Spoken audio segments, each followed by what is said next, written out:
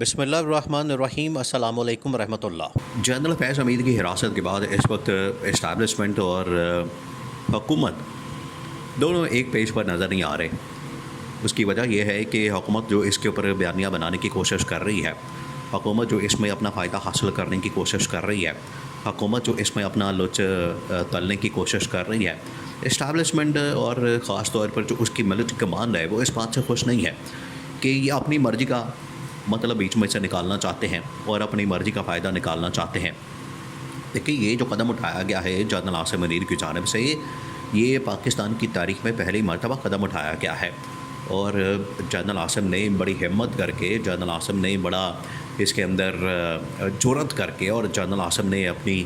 Leadership کو ثابت کرتے ہوئے، ویسے بھی جنرل عاصم نے پچھلے دیکھیں تقریباً جب سے وہ آرمی چیف بنے ہیں 1.5 سال ہو گئے ہیں، انہوں نے عالمی محاذوں کے اوپر بھی بڑا زبردست کام کیا۔ جس طریقے سے جنرل عاصم نے اس حکومت کی ناکامی کو بچانے کی خاطر، اس حکومت کو بچانے کی خاطر باہر کے ممالک سے انویسٹمنٹ لانے کی کوشش کی، باہر کے ممالک کے ساتھ بات چیت کرنے کی کوشش کی، جس کے اندر محمد بن سلمان ہو جائے، UAE کے سربراہ ہو جائیں، چائنا ہو جائے، امریکہ ہو جائے، برطانیہ ہو جائے، تمام ممالک کے سربراہان کے ساتھ جنرل عاصم نے خود جا کے بات کی، خود جا کے ان کے ساتھ انٹریکٹ کیا، خود جا کے ان کے ساتھ سارے معاملات کو حل کرنے کی کوشش کی، یہ اس حکومت کو کسی طرح سے بچایا جا سکے۔ لیکن شہباز شریف ہے، مجال ہے کہ اس نے کوئی کام کرنا ہو، انہوں نے تو قسم کھائی ہوئی ہے کہ ہم نے کوئی کام نہیں کرنا، ہم نے کوئی ڈھنگ کا کام نہیں کرنا، اور ساری ذمہ داریاں بھی اسٹیبلشمنٹ کے اوپر ڈال دیتے ہیں، جنرل عاصم کے اوپر ڈال دیتے ہیں، اور سارا بوجھ بھی ان کے اوپر ڈال دیتے ہیں، اور خود بیٹھے ہوئے ہیں صرف ٹانگ پہ ٹانگ رکھ کے، اور صبح کرتے ہیں ایک پریس کانفرنس، شام میں کرتے ہیں ایک پریس کانفرنس، اور اس کے بعد نکل جاتے ہیں۔ تو ان کے پاس تو کوئی حل نہیں، ان کے پاس تو کوئی راستہ نہیں، ان کے پاس تو کوئی آپشن نہیں۔ لیکن بات یہ ہے کہ جتنی دیر تک یہ معاملات کو حل نہیں کریں گے، جتنی دیر تک یہ پاکستان کے اندر مہنگائی، بے روزگاری، ملک کے اندر انویسٹمنٹ نہیں لائیں گے، مہنگائی اور بے روزگاری کا خاتمہ نہیں کریں گے، اتنی دیر تک پاکستان میں تو کم از کم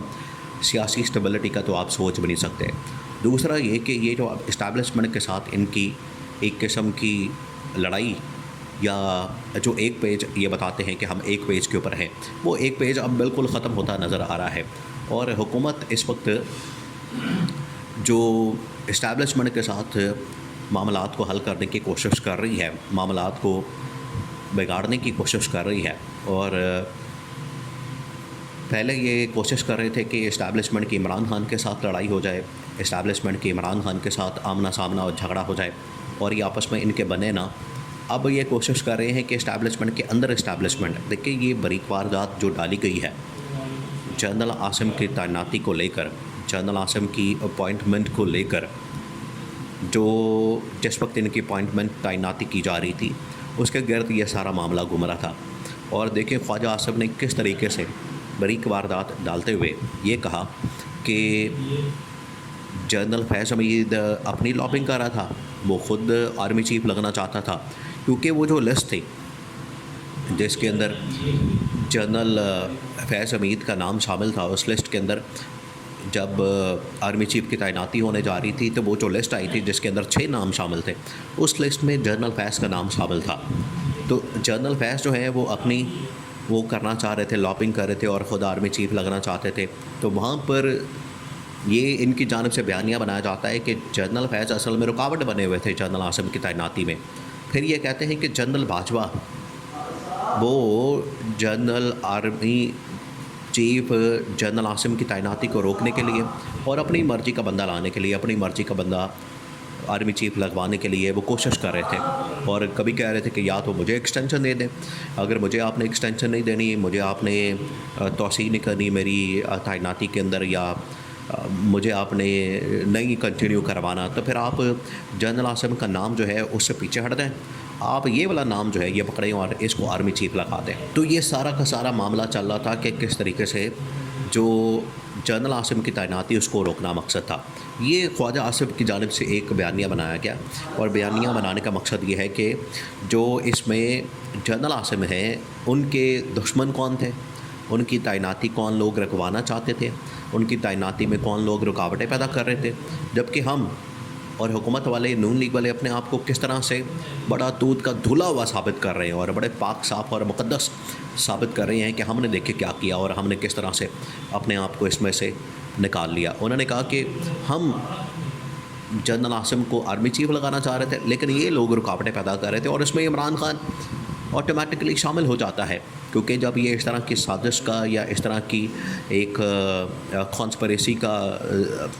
نام لیتے ہیں یا کانسپریسی ظاہر کرتے ہیں یا سازش کا ذکر کرتے ہیں, تو اس میں آٹومیٹکلی عمران خان کا نام شامل کر دیا جاتا ہے کہ عمران خان اس کا یا تو ماسٹر مائنڈ ہے یا پیچھے. پھر یہ یہاں تک نہیں رکے, انہوں نے کہا کہ جنرل عاصم جب آرمی چیف لگ گئے, جنرل عاصم آرمی چیف بن گئے, تو پھر اس کو ہٹانے کے لیے اس کے خلاف بغاوت کروا دی ہے, اس کا تختہ الٹنے کے لیے, اس کو بطور آرمی چیف ہٹانے کے لیے اس کے خلاف سازش کر دی, بغاوت کر دی اور اندر سے بغاوت کر دی, اور یہ اصل میں 9 مئی کا کیس ہے. تو آپ دیکھیں کہ کس طریقے سے جنرل عاصم کے خلاف یہ بتا رہے ہیں کہ ایک جو کردار تھا, اور یہ سارے مخالفین اصل میں کس کے ہیں, نون لیگ کے. تو نون لیگ اپنے مخالفین سے بدلہ اس طرح سے لے رہی ہے. تو اسٹیبلشمنٹ یہ ساری کہانی سمجھ رہی ہے, اسٹیبلشمنٹ کو سمجھ آ رہی ہے کہ حکومت ادھر بریک بات ہاتھ ڈال رہی ہے, ادھر لوٹا مارا کر رہی ہے, عوام بیچاری مار رہی ہے, عوام کا کوئی پرسان حال نہیں, عوام کی کوئی بات سننے والا نہیں, عوام کی کوئی سنوائی نہیں ہو رہی, عوام کو کوئی نہیں سن رہا, عوام کی کوئی بات نہیں مان رہا. تو یہ یہاں پر سارا مسئلہ موجود ہے, یہاں پر ساری پرابلم ہے,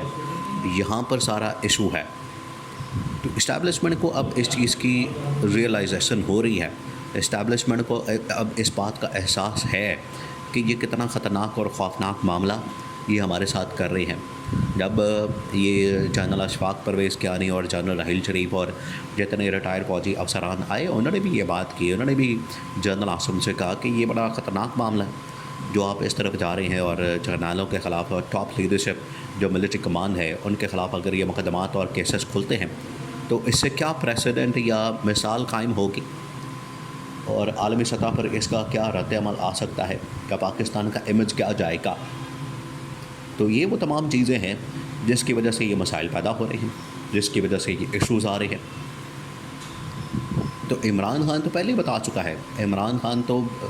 3 سال پہلے یہ بات کر رہا تھا. انہوں نے تو خود ملاقاتیں کی ہوئی ہیں جنرل فیض سے, جنرل باجوہ سے. جنرل فیض سے کہا کہ اب پہلے ہمیں پنجاب کی گورنمنٹ دیں, بعد میں وفاقی گورنمنٹ دیں, اور جا کے محمد زبیر ملاقاتیں کرتا ہے, کبھی کسی کو بھیجتے ہیں کبھی کسی کو بھیجتے ہیں, NRO لے رہے ہیں مقدمات, اور اس کے اندر مقدمات کے اندر ریلیف مانگ رہے ہیں. یہ سب کچھ کس مقصد کے تحت ہو رہا تھا؟ یہ سب ان کی سازش ہو رہی ہے, جس کی وجہ سے اسٹیبلشمنٹ کو اس حوالے سے الرٹ رہنا ہے.